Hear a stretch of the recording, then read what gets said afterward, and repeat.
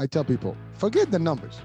The numbers will come by default if you're just doing it. It's again, it's a number game, right? But so it's a law of average. You need to talk to a lot more people, right? That's one. Two, you need to be not looking like, oh, I'm going to get my one for the day or two for the day, right? You just want to look at, or for the month, whatever your target is. You got to look at like how many people I'm going to service and help and give them a solution today. And every day I want to serve and help more people. And so if you go with that mindset and you actually have that real attitude about it, people will just love to actually get that service and product from you, and they're going to continue doing that. And you'll see the numbers coming in like from nowhere. Like, they'll be like, I just, I was told about you from so on and so forth. And then I get another call, you get an email, a text. And then you build in business. And imagine if you did this every day and every month you get new referrals. I mean, your numbers are going to multiply. It's going to be exponential growth. Absolutely. That's it. Absolutely. And I love how you said that, because I think even just getting up in the morning, okay, who am I going to help today? Mm-hmm. Instead of going, oh, I have to do all these things. Completely changes your attitude first thing in the morning, right?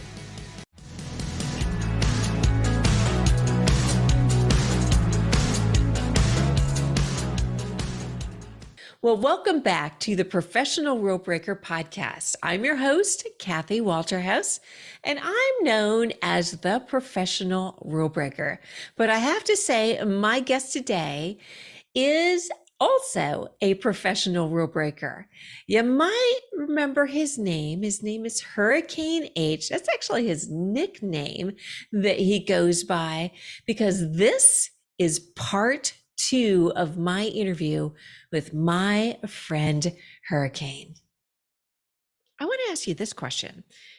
For the people out there, since you're a sales guru too, for the people out there that are struggling in sales, can you give them some advice on what to do? So it's a big word, struggle in sales. I mean, what level of struggle they have, right? I mean, is it finding the customers? Is it pitching? Is it closing? I mean, that's the other. I mean, is it because there's a prospecting, right? And just finding the opportunity. And sometimes you have the opportunity, you just can't close because you are afraid to ask for example, money. A lot of people have that problem, right? Yeah. So it's understanding, first of all, you said the key word. You have to have the signature. You have to be honest. You have to be, I think we had that discussion in the previous show you and I had. It's about having that direct, personality, that you are not just bullshitting people. If you have a solution, that's going to work and you believe in it. That's the other thing. You can't sell something you don't believe in. I'm sorry. You can sell it, but you will struggle because it will be very difficult and people can read through. You might sell it to a few, but not to the many that you want. 2 is you want to make sure that you are an expert in what you say and what you do and your whatever industry you're in. Because that's the other part, because people are going to not only want a solution, but they want to know how it's going to apply to them. And also you need to be able to understand what the needs are from these people, which means you have to do a little bit more digging. So I have you in front of me as a potential prospect, but what does that mean? Nothing. Right. I know that you might need the service, but I need to know everything about you, whether the service and what part of the service is going to work and what may not work. And if I give you all those things, you're almost basically sold already. You see, and that's one. So that's in terms of as interacting. Prospecting is I hate, for example, something I see all the time. I get solicitations on LinkedIn all the time. Oh my gosh, me too. Oh yes. But here's the thing, I look at them like, do you look at my profile? Do you see like what I do? I mean, if you see what I do, you probably will not even reach out to me because I'm not your customer, right? Exactly. And how would you do that? So that's the thing. That's how you struggle. So you can't be just automated level here. You have to have understanding of who is your audience, what are you selling, who you selling to, what you're selling, all this stuff. That's one. So the struggle is not real. The struggle is just a lack of understanding of where you are. Some people are in sales and there's pressure in sales. I think that's the other part, because you're being pushed.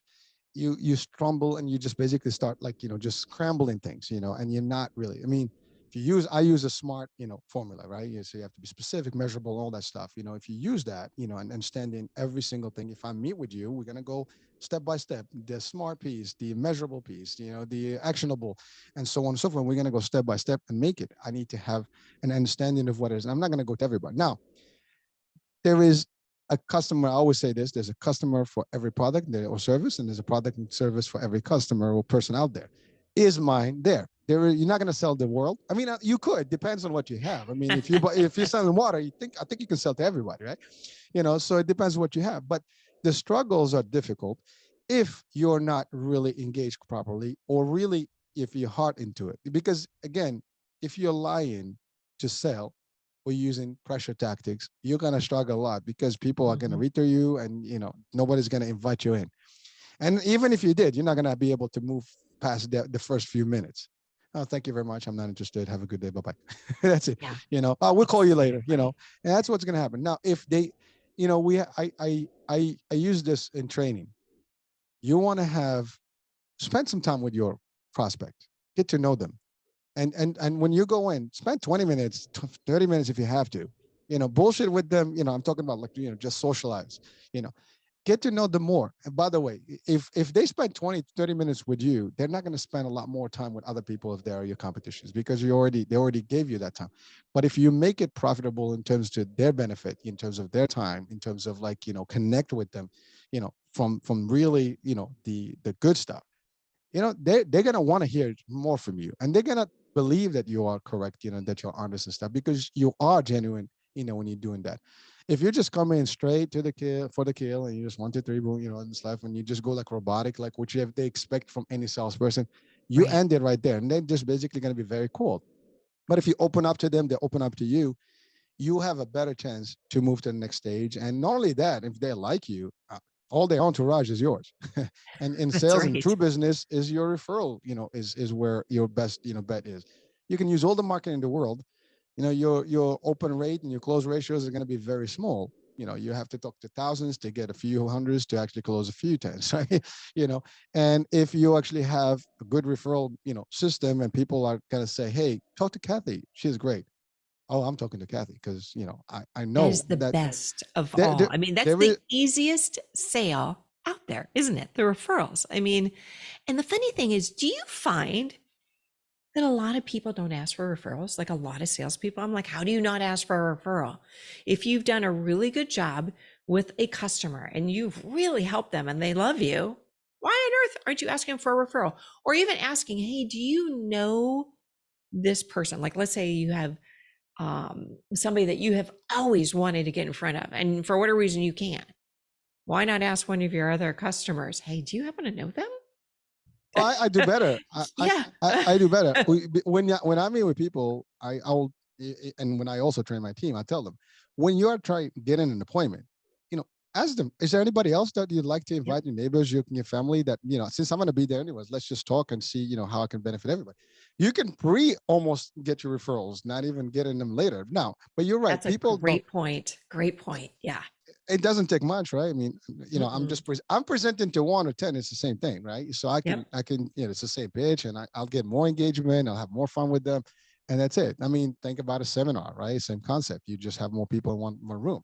Same concept here, that you can do that, and it's a wholesale opportunity. But I think the main problem why people don't ask is the same problem where they don't close, or they don't ask for the close, or because they're just, not smart enough to realize that this is not it's a number game, number Mhm. one, and you're not going to win by onesies. You're going to win in wholesale opportunities, and you're going to get more of the referrals. People have to like you, and they see the value, and you have to deliver also. And then they can realize, because I guarantee you right now, anyone watching, you don't just tell your friends to go to anyone that you don't like. You're going to tell No, them, absolutely use my not. lawyer, use my construction guy, you use my attorney, use my, I don't know, my CPA, whatever. You always give them the ones that, don't use this one because he's bad or she's bad. That's right. We say it exactly that. So if we are using that rule, then as salespeople, we also know that that applies to us as humans. We have to apply the same thing, and you got to be perfect at it. And by the way, ask for it. I mean, it's not gonna. What's the worst that can happen, right? They're gonna I say, love "Oh, how I you don't say have." that. What's the worst that can happen? That's the thing that I always try to train people on, right? What's the worst that can happen? If you ask for the sale, Well, here's the thing. Well, the sale definitely you want, but the even for sale the or refer, anything, or even just trying something. Yeah. you start with zero, then you everything else is ahead of zero, so you're good. you know, I mean, remember, this is the part where I think most people in the world struggle. Talking about struggle is that you start from a point where there's nothing, Anything else is better than nothing. So you're still ahead of the game the minute you start doing something. Right. Right. Right? I mean, because that's what it Exactly. is. We start from not having whatever we're looking for, and then we start building to get whatever we want. And so the problem is, I think when people get somewhere, it's hard to come back to that point of zero. But if you actually determined in your life that no matter what, I go point zero, I'm still okay, then you're okay. Nothing's going to phase you. Nothing's going to worry you because you're always going to be able to restart. And that's the other thing. If you started once, you can start 10,000 times, later. So, and that's the other thing. It makes you better. In sales, that's a rule That's a every real, day. it's actually you brought something up because if you have that mindset that you're talking about, isn't it a lot easier when you get the no's or, because in sales, you're gonna get no's, whatever. Isn't it a lot easier then if you have that mindset that you were talking about to let it just roll off your shoulders? Because I had somebody that said to me, how do you just change your mindset? Like, I got a bunch of no's today, and how do you snap out of it? And I was, and it was an interesting question because for me, because I've done this for so long, that stuff just rolls off my shoulders, right? Because I believe in what it is that I'm doing, and it's not for everybody. I've actually been in situations when we were talking, and then I realized this is not for a person. Like, I'm sorry, but Kathy, this is not for you. I don't think, Yeah, I thought this may be helping you, but knowing more now, this is not for you. And literally, that's how the discussion went. But if you know someone else that you might think this would work for, I'll be more than happy to talk to them again. So it happens, but to that person that has that challenge of like, oh my God, I can't get over like all my objections today and my lack of closing. Well, here's the thing. It's just another day. There will be right. better days. Another day. Tomorrow you start fresh. Every day is a new beginning, a new day. You go for the max, you go for the best, the most opportunities. And here's the best way I always present it to my teams is how many people I'm going to help today. Hmm. That's it. If you go with that, again, idea is that I'm going to help people today. Whatever service or product I have, of course you have to believe, right? But if you do believe, first of all, if you don't believe in a product, you shouldn't be selling it. You should move to somewhere else. Absolutely. But Yes. if Oh you my believe in goodness. what you, right? I mean, because But sometimes people will stay for years with a company and have just kind of like average results, you know, the just because paycheck. they don't, yeah, a paycheck, just because, they don't want to move to somewhere else. And I'm not about average at all. I don't like average. I I don't hear think you. you do either. No. Well, it's a joke. We don't settle for 100%. It's 120% and beyond in sales, but in Yep. life too. I think that's the part. Sales is life. I mean, it's just a different. We almost lock it in the concept of sales, but we do this every day. I mean, you can't settle for average or for nothing. I mean, in life, I mean, that's if you do, that's when you don't see results in life, and you're like, what's going on? Why my life is not going, Mhm. you know, in a good direction? I don't see me doing anything. Well, that's because you're settling. I mean, you have to keep moving. You got to keep doing stuff and just improving your lifestyle, slowly but surely. It doesn't have to be extravagant stuff. I'm talking about just basic stuff. If Mhm. it fulfills you, that's it. That's important. But to your point, if you're in sales and there's a target, there's stuff, you don't go look beyond the target. See, that's the other thing. I tell people, forget the numbers. The numbers will come by default if you're just doing it. It's again, it's a number game, right? But so it's a law of average. You need to talk to a lot more people, right? That's one. Two, you need to be not looking like, oh, I'm gonna get my one for the day or two for the day, right? You want to look at, or for the month, whatever your target is. You got to look at like how many people I'm gonna service and help and give them a solution today. And every day I want to serve and help more people. And so if you go with that mindset and you actually have that real attitude about it, people will just love to actually get that service and product from you. And they're going to continue doing that. And you'll see the numbers coming in like from nowhere. Like, they'll be like, Absolutely. I just, I was told about you from so on and so forth. And then you get another call, you get an email, a text. And then you build in business. And imagine if you did this every day and every month you get new referrals. I mean, your numbers are going to multiply. It's going to And be exponential growth. that's Absolutely. it. Absolutely. And I love how you said that because I think even just getting up in the morning, okay, who am I going to help today? Mhm.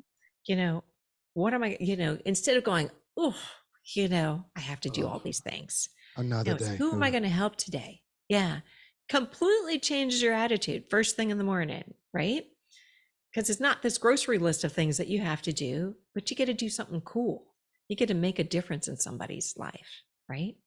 But So, Kathy, I laugh about it because I always tell people this is not for it is not for everyone, right? But you have to have fun with it. You got to enjoy every moment of it. What I tell my team, we all my teams, over the years, I always say this: we all bullshit every day. I mean, literally, everybody talks, right? I mean, people talk you cannot look at two or three people in anywhere that are quiet unless they're looking at the phone. They're chatting, and they're chatting yeah. just nonsense sometimes, and maybe positive stuff. I don't know, whatever they chatted. But the point I tell people is like, we use the same skill to help people and help ourselves by helping others. And so that's all there is. So enjoy the moment, enjoy how it is, learn your stuff and be good there, be with the mission to help more. And you're going to find people just really motivated to come to you and refer you to others. And they'll be your best actually promoters. Hmm. And that's the thing in sales. You want people like, oh, you want to talk to cat, talk to cat, and Yeah. that's how it's going to go. Now, if you're not that at that level yet, you can evolve to that, but you have to reconfigure your own approach about it. But you're right, the morning is everything. You wake up in the morning, great new day. I'm going to have the best day today, and every day is your best day. Or Yeah. and that's Absolutely. it. So yesterday is gone. Now you might have terrible days every now and then, but I guarantee you, if you did it correctly, you're going to have a lot less terrible days and a lot more positive days and productive days. And it works. I don't know how it does because your attitude makes a difference. Your energy makes a difference. If you're going to people and and you're just robotic and slow and you're not clear or you're not able to answer the questions, and I'm purposely slow in my speech, you know, that's kind of like the vibe. Is I killed the vibe right there. I went from high pitch to low pitch, right? It's same concept in sales. If you're like, now there's a hesitation. People always, oh, he's the sales guy, she's a sales guy, and we're not really salespeople. I always refer to ourselves as advisors or consultants, and Mhm. that's when you actually Partners, differentiate. right? That's it. We're providing a solution. I don't have Mhm. to sell you We're like anything. the piece in the puzzle. We can help them, with that. We identify and we match the product to the right potential prospect for it, and that's all service. And that's the thing, you don't have to pitch. I mean, sales is a process. It's an art. There's a science behind it. There's methodology and all stuff. That's the technical stuff.